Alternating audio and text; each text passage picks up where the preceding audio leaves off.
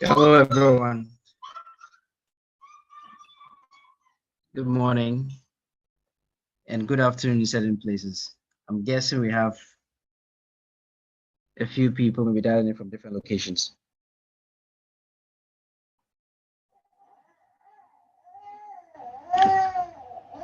Let me know if I'm audible. Celestina, can you hear me?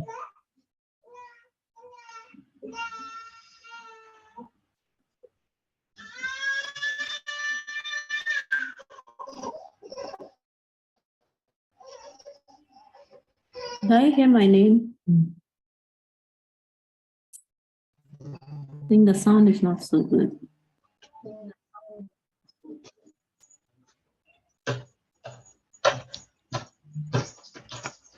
Okay, thank Hi, you. I good think afternoon, Andesha everyone. says you can hear me, so.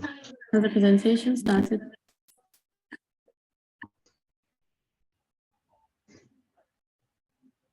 Yeah, so good afternoon. Good afternoon, everyone. Mr. Kita, can you hear me? Yes, I can. Good afternoon, everyone. Okay, excellent. So please, if I'm not audible, if you can let me know.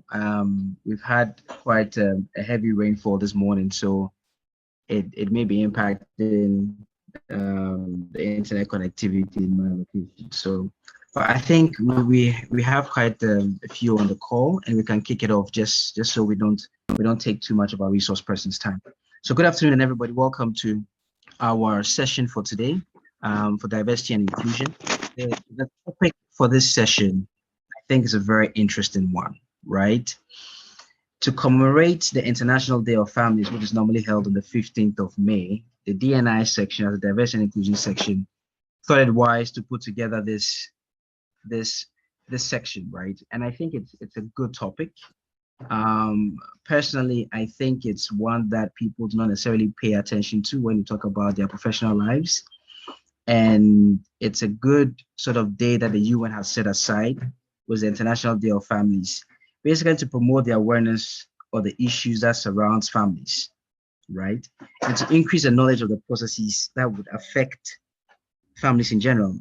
Could be social, could be demographic, and even economical, right? So the topic of today's session is the impact of demographic trends on families and how we can kind of strike that balance. So without much ado, let me just go into the synopsis and then we can kick it off. What we're trying to do here is that it says families are the center of society, and having stable families are critical for social and economic growth. Changing social and economic structures, however, continue to affect the stability of family units across the globe. How are the changing demographic trends affecting the family unit? Are there family-oriented policies, especially in Africa, to ensure family well-being? So this is going to be the topic. This is the brief synopsis. And we have our resource person, Mr. Akita, on Zoom with us today, who's going to join us and give us some insight as to the topic. Now, just a brief about Mr. Akita. He has over 35 years of experience within the retail management, corporate training, and entrepreneurship. I didn't want to say too much about Mr. Akita in terms of his profile. I would rather hand it over to him and let him give us a brief overview of what he does and how we can kind of impact on this topic. And then we'll take it from there. I don't want to steal away from the shine. So I'll leave it to Mr. Akita to kind of introduce yourself and then we'll take it off from there. Thank you. Mr. Akita, over to you. Thank you very much, John, and good afternoon, everyone, and happy International Families Day to all of you. I hope my talk won't be as short as my introduction. I am a coach, a counselor, and an author. I do corporate training, and I do mentoring for children. So that's who I am. I've been blessed to be married to the one lady for the last 35 years. I have an empty nest at the moment, and I have a granddaughter.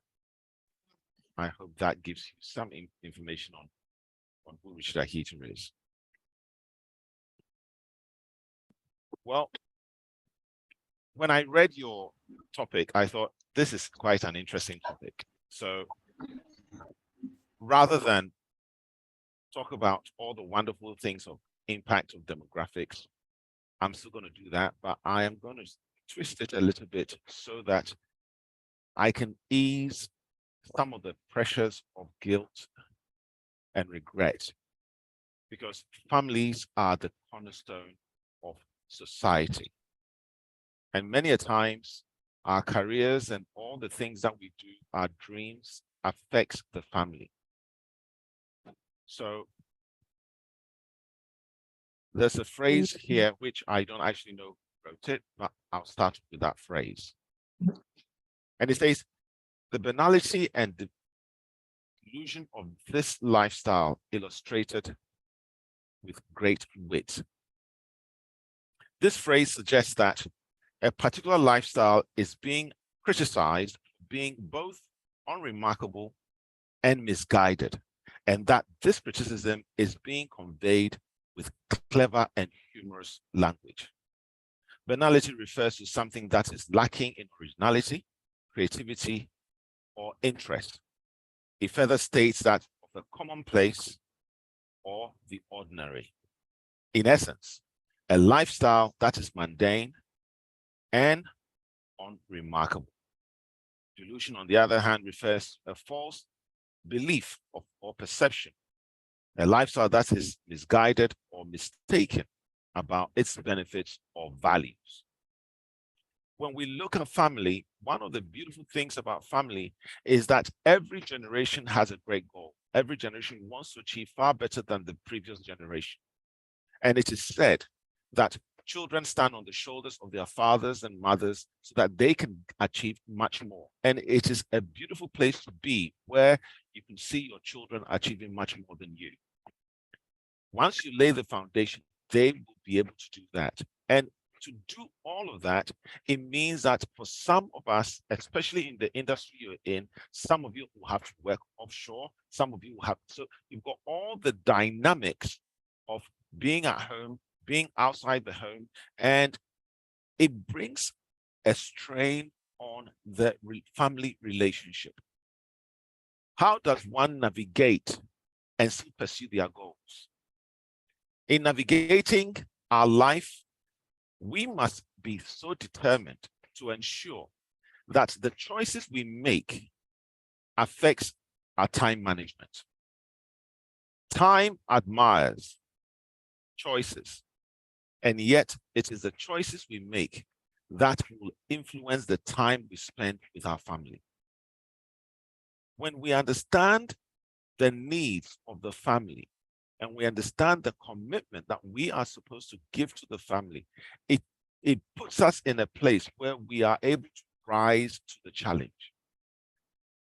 Thank God we have technology. So you have all the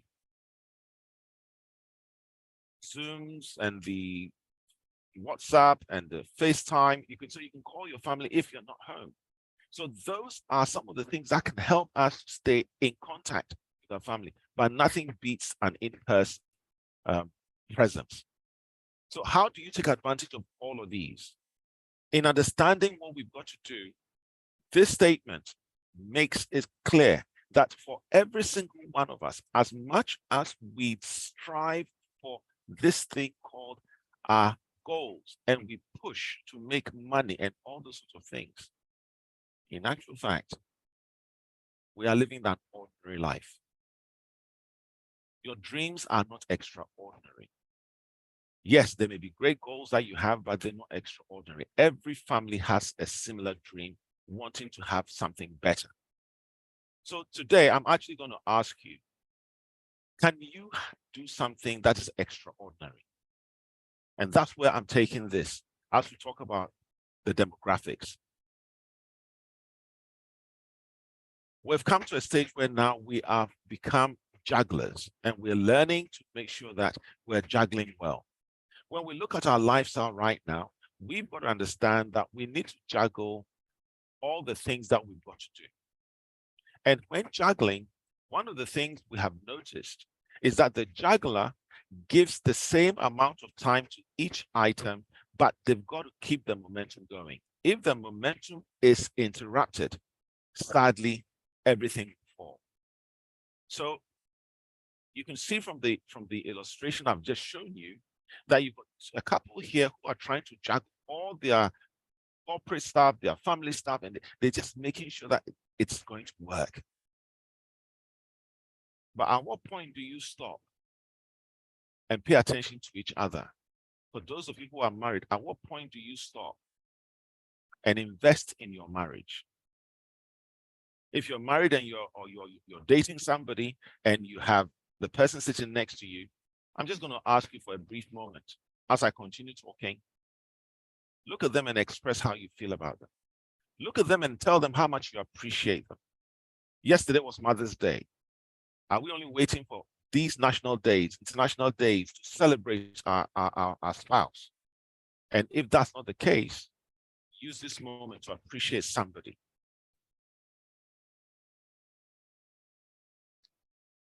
Thank you. So we become professional jugglers. And at the time, the demand on our time is extremely high. And one of the things we've got to keep doing is to ensure that we keep moving. The momentum of the things that we do is necessary for us to achieve that goal. But I said, I'm going to take you to a place where you're going to strike the balance. So in striking the balance, I'm going to talk to you about 10 things that every individual needs to juggle and juggle it well. And if you do it well, you will have your work-life balance. So here we go.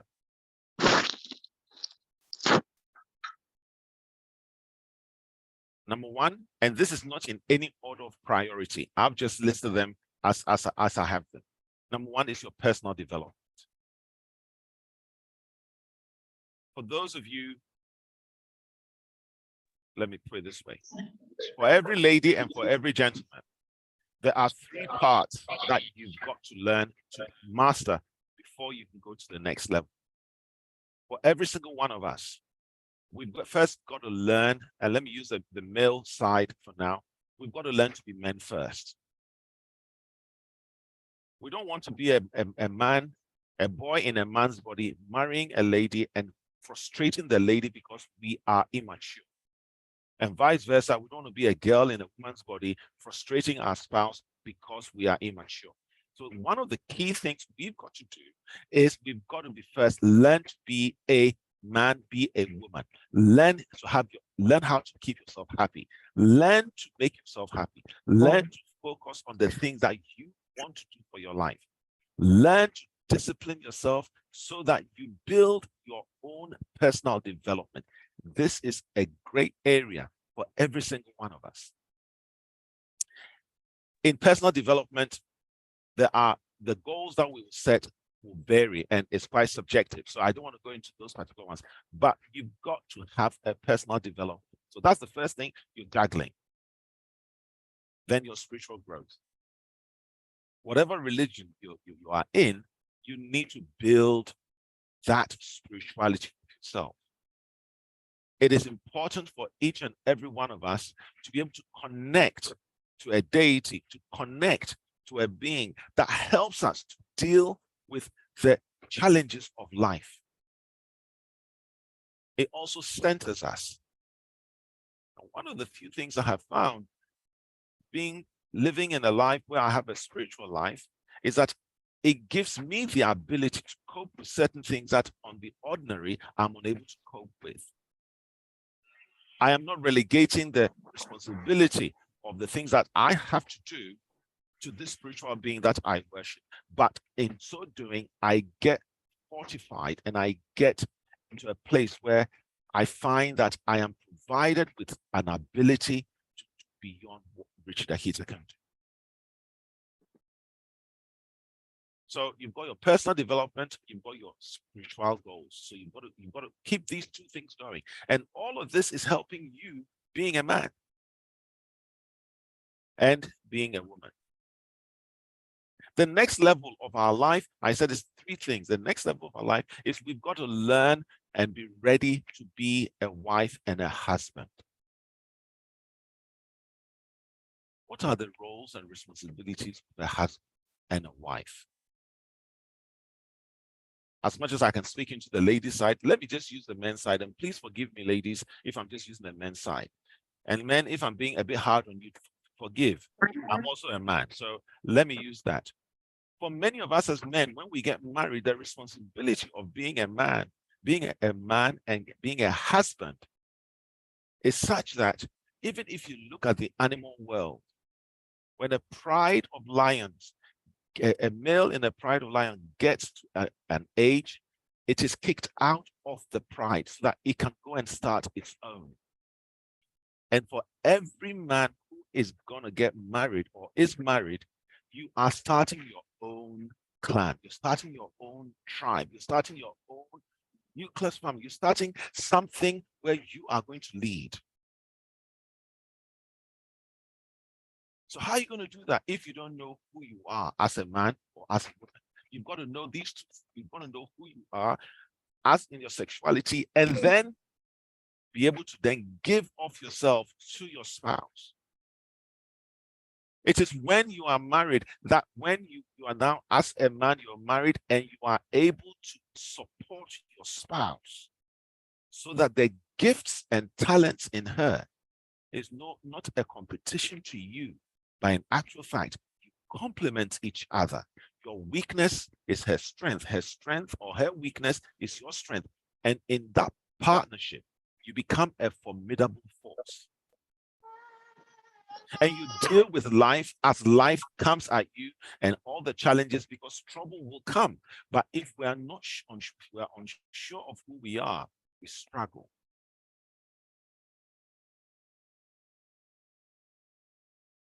The third thing you've got to learn to juggle is your business or your career. Or for those of you who are also doing further studies, your education. So can you see already some of the things that you're juggling? You're looking at all these things. How are you going to combine all of that, being married, having children, and working on a rig or working in the corporate environment? How are you going to juggle all of that? And it's not an art, but it's an act that you need to perfect. And as you perfect it, it becomes an art. But it's going to demand discipline on your part. Don't forget, children will come into the equation if you so choose to have children. And when children come into the equation, the children will be expecting both mom and dad to have time and spend time with them. How can one person do personal development, focus on spiritual growth, focus on business, career, and education? And I'm not even done with my list yet. You've then got to look at your money, part of yourself, as your family. The litmus test to this money is how quickly can you raise money? I'm not going to put a figure to how quickly can you raise a huge sum of money. That test is a test that you have. Are you saving? Are you investing? Do you have life insurance? These are all the things that we need to do. And for some of us whom have been very naughty in the past, it comes to health. I'm not trying to lose weight, and the weight doesn't want to go. So those who identify with me, please, one day we will overcome. However, you and I know that we've got to keep our health in such a space that after we have earned all the money, we're not using the money to pay for medical bills, but rather you use the money to enjoy the life that we have ahead of us. I've already mentioned that we've got to learn to first be a man or a woman first, learn to be a wife or a husband, and the third is learn to be a parent. Parenting is the most beautiful thing ever, but it's also the most misunderstood part of our lives. Don't hurry and have children, but parents, married couples decide to disrupt their life by having children, because you're not bringing somebody into the world who's going to depend on you, who's going to look up to you, And if you haven't got your act together, you're going to frustrate that little child. So you've got to have health, look after your health, and make sure that first you can be a man, be a husband, and then be a father. And for the ladies, be a woman, a wife, and then a mother. This three cannot be reversed. Because sadly, when we get married and children come to play, or children come into the picture, the husband feels isolated because the woman is focusing so much on being a mother, and she forgets she's a wife, and she forgets she's a woman. So for every single one of us, once you've learned these three roles, maintain these three roles. These 10 things are going to help you. You've got family and friends. How long do you spend with your family and friends? When was the last time you took your children out to play for 10 minutes? When was the last time you took your spouse out on a date? When was the last time you said to your spouse, I love you? When was the last time you went to visit your extended family, your parents, and your cousins? When was the last time you spent time with people that are in your family? I've been told Africans are not romantic, and I am in defiance of that. I have learned over the years to be able to write over 2,000 ways of saying I love you to my wife without using the word love. And I challenge every single one of you to find a way to be romantic, to find a way to invest in your love relationship. Your love relationship is like a bank. The more times you spend with each other, you remain in credit. And if you don't invest in it, you can actually go overdrawn.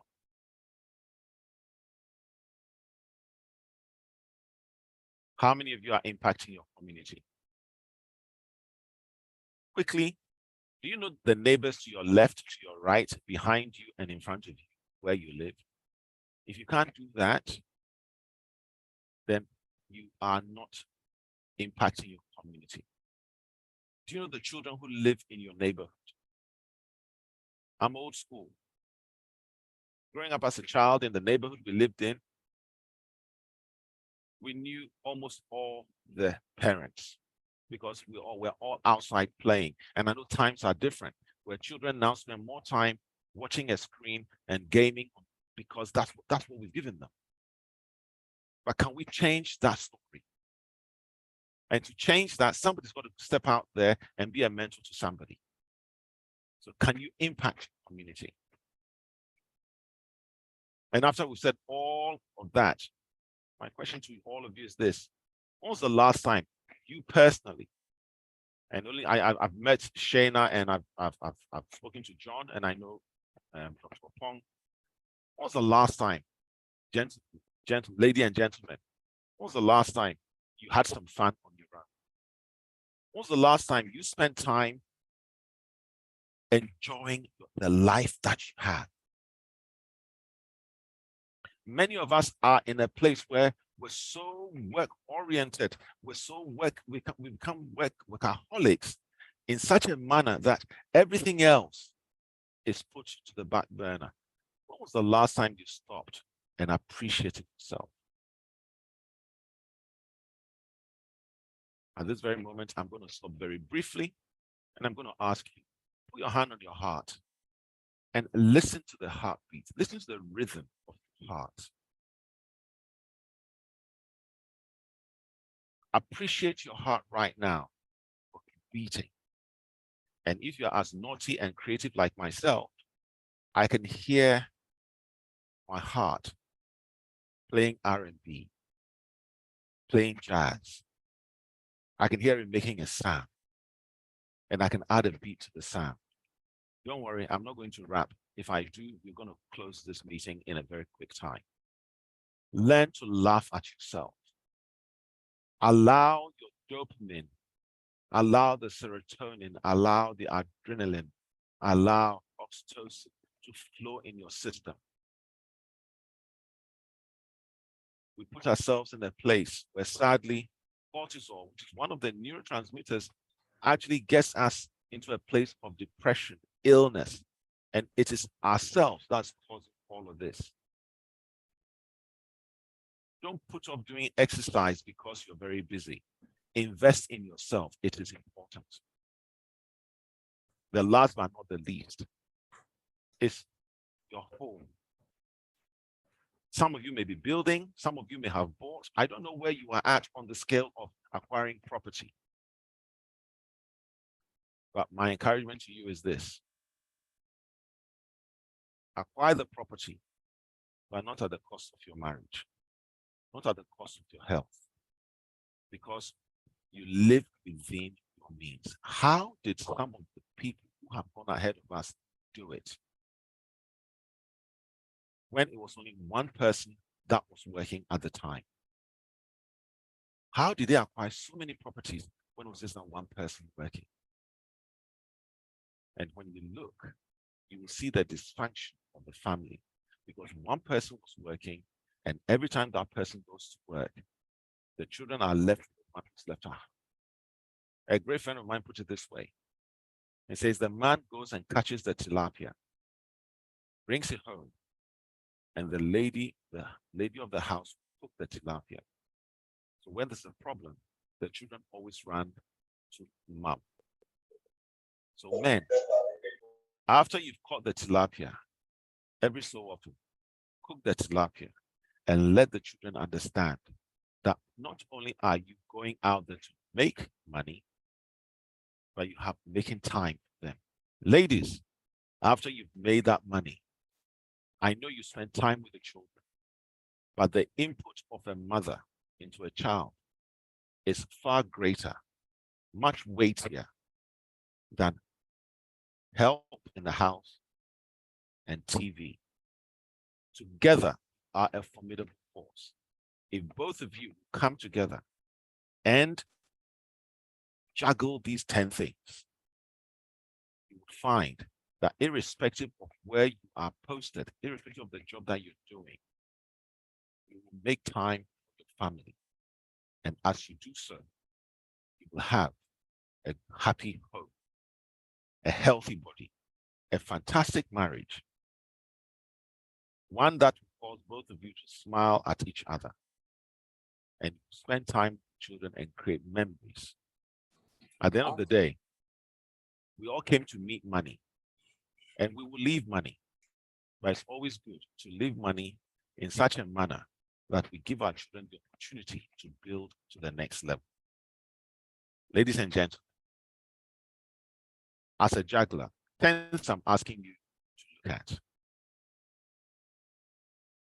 In one of my books, Cycles of Life, which is available on Amazon, I use the 70 years that we have in comparison or in tandem with the 7 days of creation. And I challenge people that at every decade of their life, they've got to achieve something.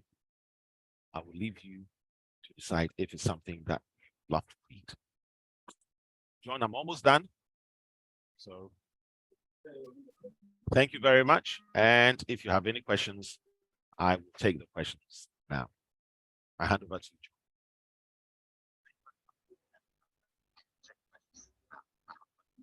Excellent, excellent, Mr. Kita. Thank you so much.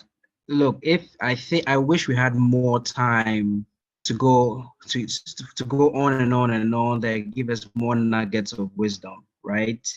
For myself, starting out as a petroleum engineer in this industry, it's currently been since 2009. So you're talking about almost 15 years. I wish I had some of this advice before I started out my career, right? It may be 15 years too late, but I'm hoping others who are here can get a lot out of it. Even right now, I've picked up so many nuggets of wisdom. Now, I just want to open this up. If there are any questions, please put them in the comment section and she and the team will take some of them up. But I have one question, and it's more related to the industry, right? And how our lives kind of marry up to it. You mentioned something earlier on when you started out.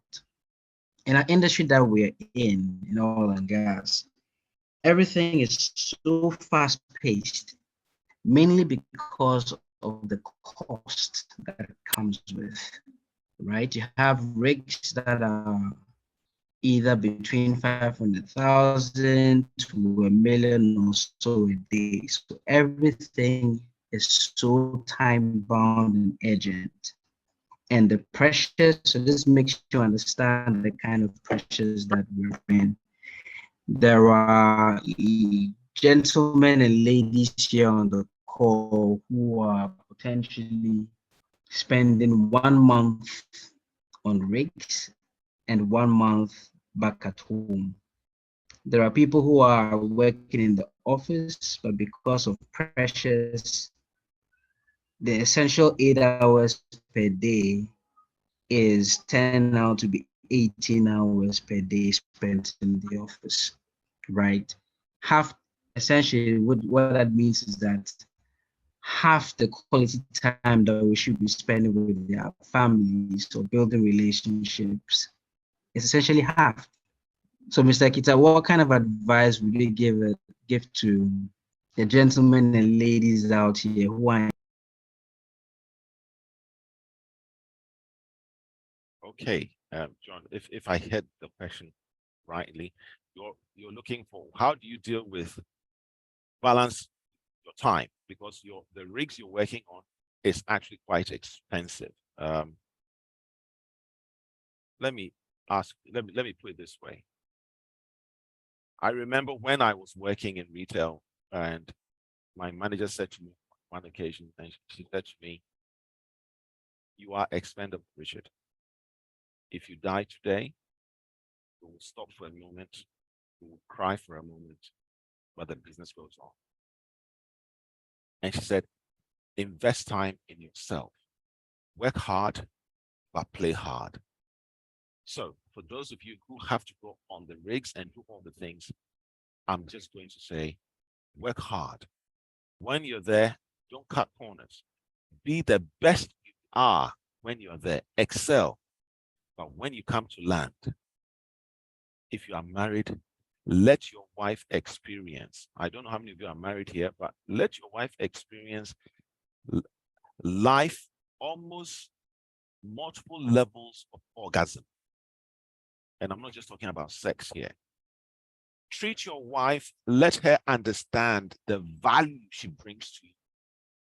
Let her understand how much you appreciate who she is. Your children, create memories for them. Hey, gaming and all that stuff is fine, but I'm old school. Get Monopoly, get Scrabble, get Ludo. And please, if you're playing Ludo, remember, have Prisoner. All the things you play, create memories with your children. So, John, that's what I'll say. Work hard and play hard. I love that. Thank you, Mr. Kita. That was good. That was really good.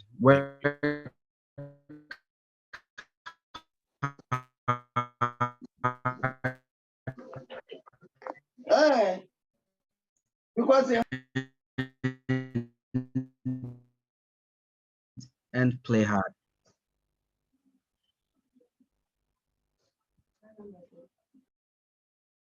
John, for a moment, your bandwidth was low, so I only heard play hard in the end. Was there a question or a follow-up question? So if you can hear me. I can hear you now. Good. Again, apologies for my connection. In actual fact, I'm actually here with my wife. Ooh. And today I've had yes, I'm here with my wife and my almost 12-month-old sitting right next to me, and I've had the privilege of working from home today because our office has been under construction. So I'm working in the office from home today. Okay. Now, this is one of the things that I think I share with my wife, and maybe some of my colleagues here may get some sort of a benefit out of it. I always felt like I had started late in life to start having my kids, right? Mainly because I have colleagues of mine who have kids who are teenagers, right? So what would you tell us, for some of us who are here who feel time has passed us by? And it could also be to the women, right? And not only to the women, the men as well also feel the same. So what kind of advice would you give to our colleagues who kind of feel this way? Oh, okay. The beauty of having children around. Okay. Part of the growing up process, and when I shared the trilogy of man, and I'm saying be a man first, be a husband before a father. One of the things I have discovered in my own life is that the race is not to the swift. My track is totally different to your track. I'm in my late 50s and I'm a grandfather. I got married at the age of 22, and I've been married for 35 years now. So if you do the math, you can see this year I turned 57. Our eldest daughter is 32. Given the opportunity, will I do it again? And the answer is yes. The reason is that is what I decided as a young man. So for those of you looking for children, if it is not a medical challenge, don't rush to have children because it is on the tick box. We have a society, go to school, go to university, get married, have children. And it's just doing that, we're just ticking the boxes, and it doesn't work. When you actually understand your personal desire and you have your whole life and yourself and your spouse, you plan, you will be able to start a family. And don't worry, John, your children are young. This is the time to enjoy them. I recently heard of a man who's 89 and he has just had a baby, has just had a baby. So far as we have life and health, enjoy the gifts of children. Thank you, Mr. Akita. I mean, nuggets of wisdom there. There's a question from one of our callers, one of our participants here. So he says, please, as a young graduate from a broken home who aspires to have a great career in the industry, I hardly have a smooth relationship with my sisters. I share the same mom with them, but different dad. Is it okay to find alternatives or still try to build the relationship with them, even though it is not working? Thank you very much. This is a great question, and I think is Kwame. Okay, Kwame, let me just encourage you with this. You are from a dysfunctional home, and everybody has a dysfunctional home. You all come from those sorts of homes. But I'm going to encourage you to work on the relationship with your sisters, even though you may be a blended family. It is to your advantage to learn how to deal with the misunderstandings, the difference in value, and anything else, or even the conflict that is there. Learn to deal with it. Because when you have children and you face something similar, it helps you to be a better person. I love what Mahatma Gandhi said. He says, be the change you want to see.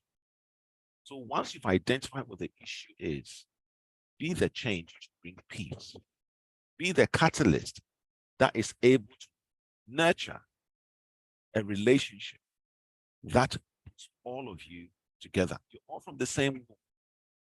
And I will encourage you to do that. If it doesn't work, have a conversation. So first start with yourself, and if it's still not working, have a conversation with them so that you can all iron out what the issues are. I mean, I hope this helps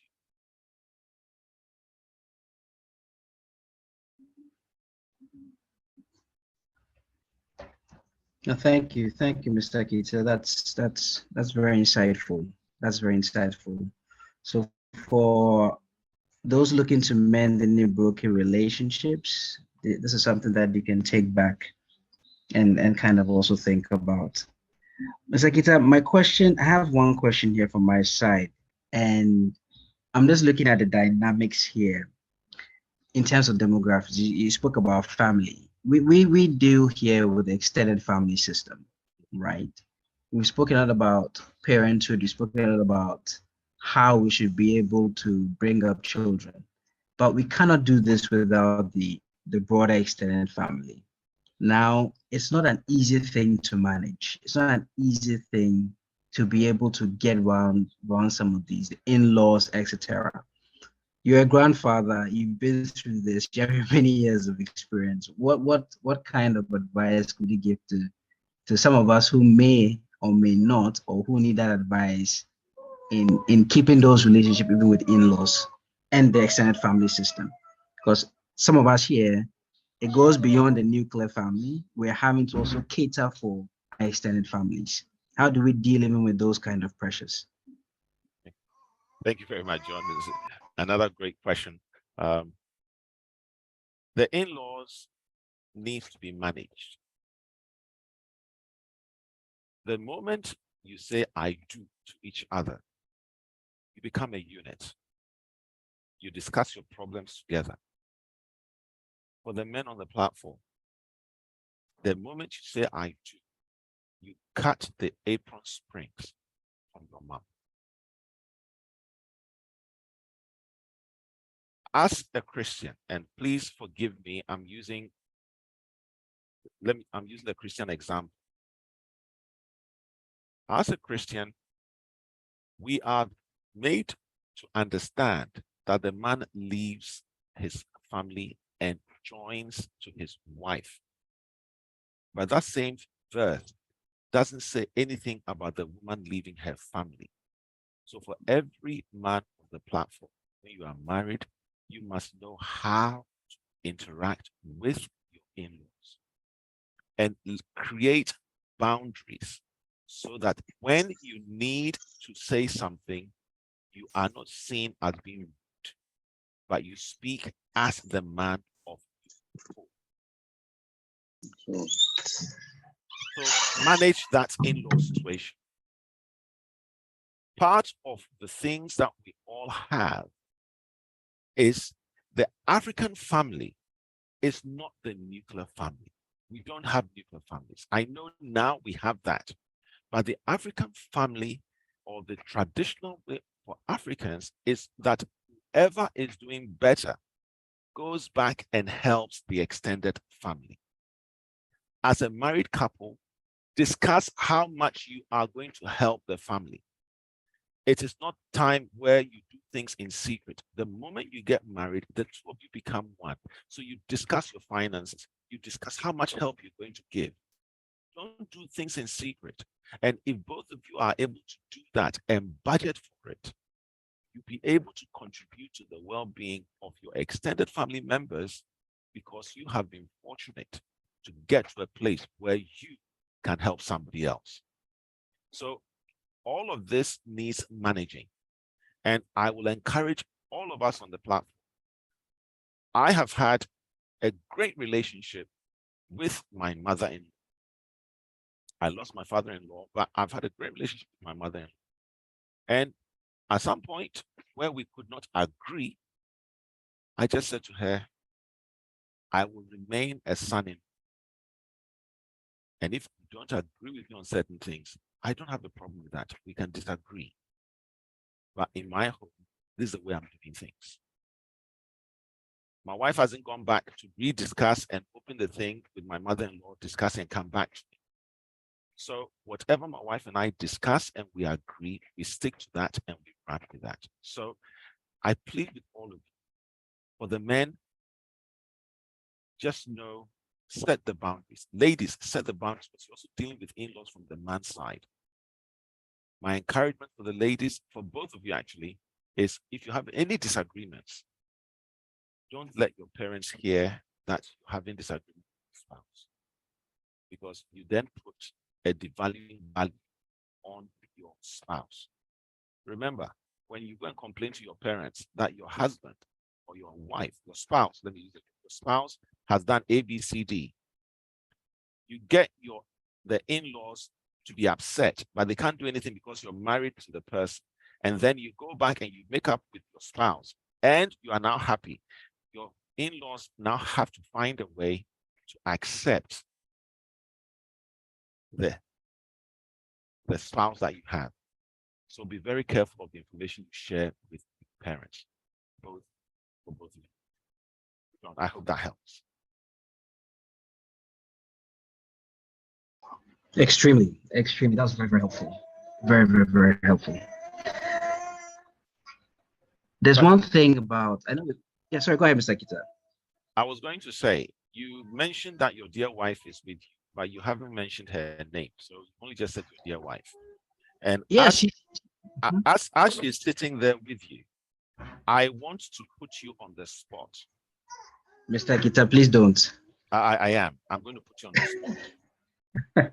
I want you to keep your mic on and tell your wife, in actual fact, do a poetry to your wife right now.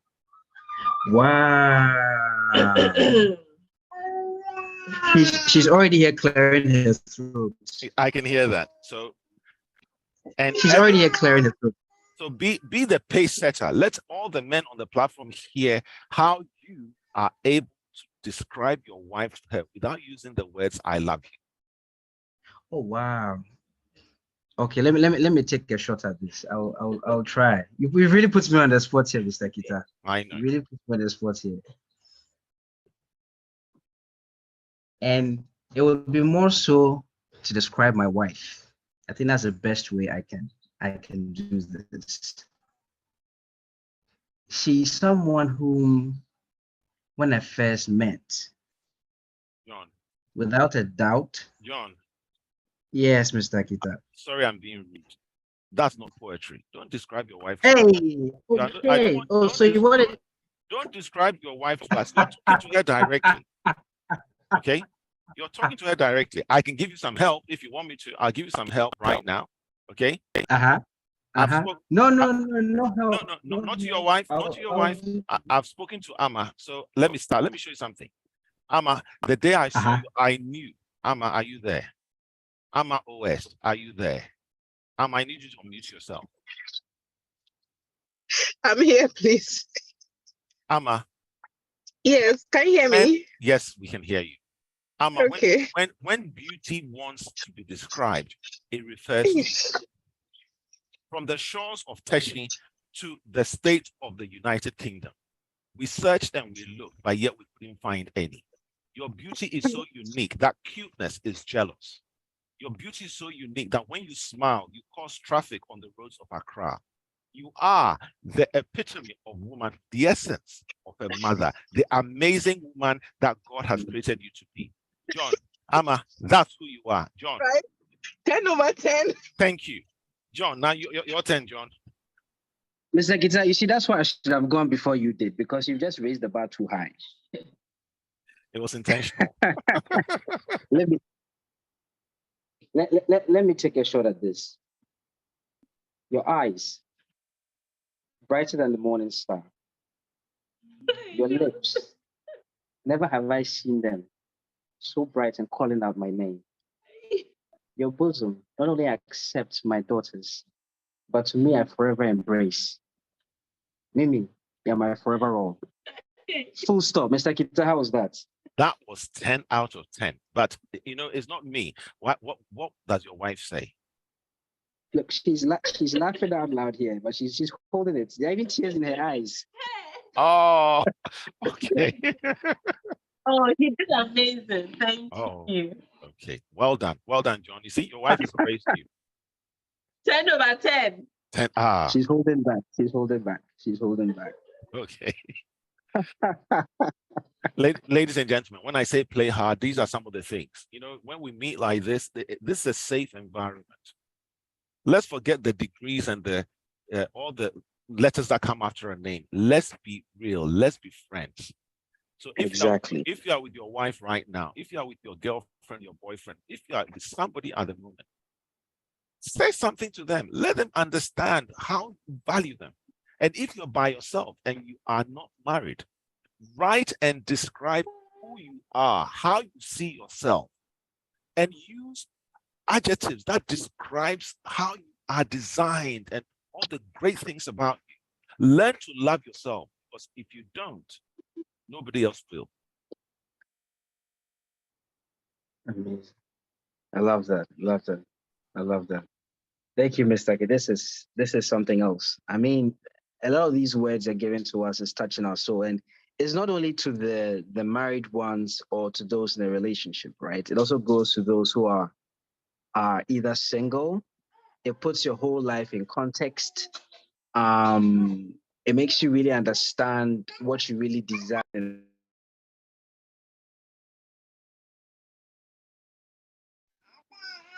Sorry, I think I went on mute. Can you hear me, please?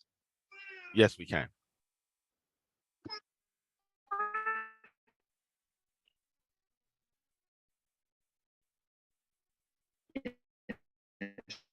Sheen, I think we've So lost you. it goes along with what you just told us, and it's not only to those who are either married or in a relationship, but even to the single ones out there as well.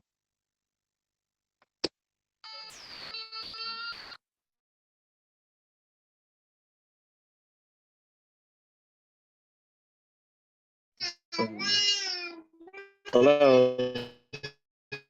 Yes, John, we can hear you.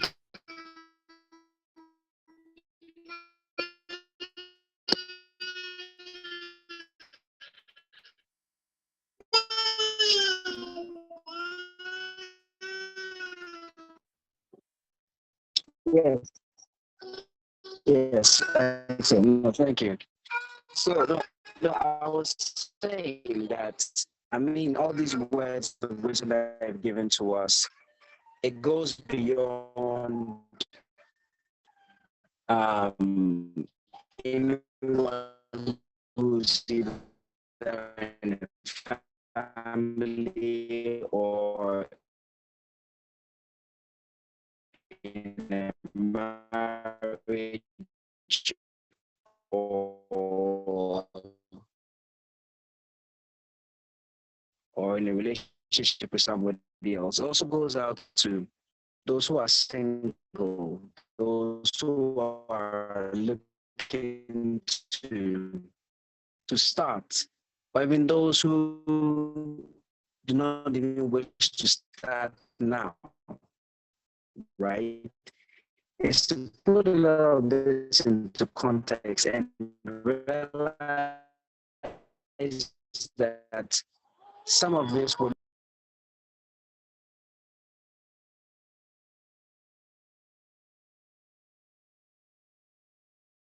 Hello, I think we lost John. Yes, So, we can. Mr. Fita, I think you can go ahead and answer his last question, especially about the singles who are yet to be married Okay. until we get him back on. For those of you who are looking forward to getting married, it's such a beautiful thing if you decide to get married, but learn how to define your happiness. Learn to be in a space where you are selfless, yet selfishly developing yourself, so that when the person whom you decide to get married to comes along, compliment them. I hear this many times. You have found your better half. Please, nobody goes into a relationship, nobody goes into a marriage with half a body or half a mindset. We go into a relationship whole. If it doesn't work, we leave whole. So we complement each other. We don't complete each other. And until we learn to know how to make ourselves happy, it means that I do not then rely on my spouse for my happiness. If my spouse is upset, her being upset should not affect my state of being. And a lot of these things will help each and every one of us so that our relationship becomes sweeter, because every time we meet, we are creating magic. We are creating stories. We are creating moments. So learn to be a man, learn to be a woman first, so that you can move to the next level of being a wife and being a husband. Once you've got these two things sorted out, when you get to the stage of being a parent, it shouldn't be easy, but it should be easier for you to navigate the challenges of parenting. I don't know how long we have left, but I'm just going to ask all of you this very moment. Write down your name. We're going to use your name as an acronym. So write down your name vertically. So whichever name you choose, write it down vertically. And I'm going to challenge you to find adjectives that describes you and write that next to yourself. Use that as your affirmation every morning, every afternoon, and every evening. Invest in you because the family needs you. And when you are happy, when you are operating on you're firing on all your cylinders, you are able to give hope to somebody in the family. All I'm asking you to do is this. My name, I'm using Richard. So I am rich, I'm intelligent, I'm clever, I'm hardworking, I am attractive, I am rich, again, because I have 2 R's. And the D in my name is I'm desired by my wife. That is who Richard is. And I tell myself this every time. So do that. And I'll put Sheena on the spot in a moment so that she can tell us what Sheena is to her. John is back. Oh, wow. Today is putting on the sports day. Yes. Okay. So Sheena, please. It's family day today. So we're a family. So that's why I said it's a safe space. It's a safe space for all of us. So Sheena, I don't know which one you So use. Sheena, yeah, I'll go with Sheena. S, I'm successful. Mhm. H, I'm healthy. Mhm. E, I'm eloquent. Mhm. E, I'm elegant. Mhm. N, I'm trying to find the N. N, never giving up. Mhm. A, ambitious. That's fantastic. That's Sheena. That's fantastic, Sheena. Thank you very much. Can I pick on can I give a gentleman the opportunity? And I like this name, Abdul Razak. Abdul Razak, do you want to take the chance opportunity and share with us what you've written?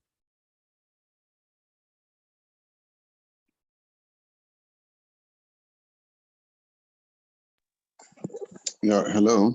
Hello. I will want you to pass it on. Thank you. No problem at all. Then let me go to my friend Riverson. Dr. Opong, please.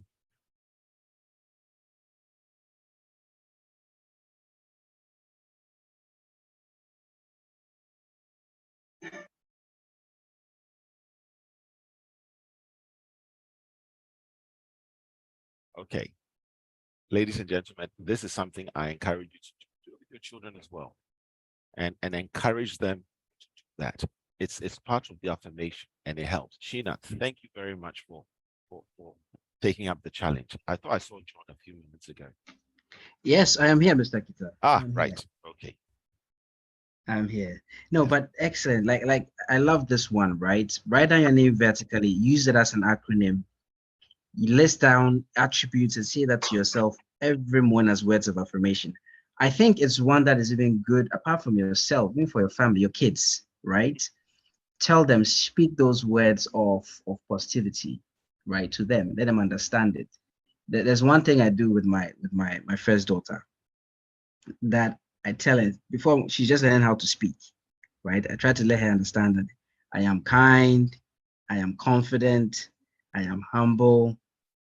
And you say these 3 things all the time: kind, I'm confident, I'm humble, I'm God-fearing, right? And I realized that she started to pick on some of these words. And I do not know what these words would speak to her life in the future, but I'm just hopeful that when she does grow up, she'll be that phenomenal woman that I know that she will definitely be or is destined to be. Right. So thank you for that. Sometimes we forget about ourselves. We don't speak these words of affirmation about ourselves. It can even kill some sort of inferiority complex, right, Mr. Kita? So thank you, really, really thank you for that. Thank you. Really appreciate that. Really appreciate that. I think we have Razak's hand up. Did you want to speak? Yes, I'm back. Yes. Yeah, so Please go ahead, Razak. R is resourceful. A is affable. Z is zealous. A is ambitious, and K is kind. Thank you. Excellent. Thank you. Excellent. So brilliant. I think this session was lovely. Don't know if there are any final words from yourself, Mr. Kita. I would say I will encourage every single one of you. That corporal must become lights. I will encourage all of you. Not because it's International Families Day today, but because you are alive today. I will encourage you, do something kind, make someone smile. Not just your family members, but even in the office, make someone smile today and see the effect it will have on you. Excellent. Thank you very much. And thank you for giving me the opportunity to speak to you. Thank you.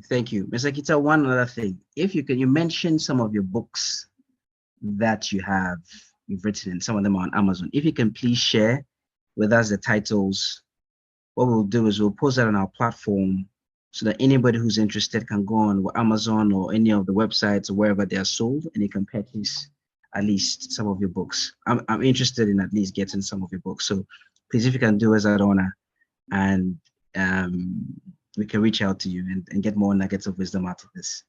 Okay, thank you very much. I'll share the titles with you.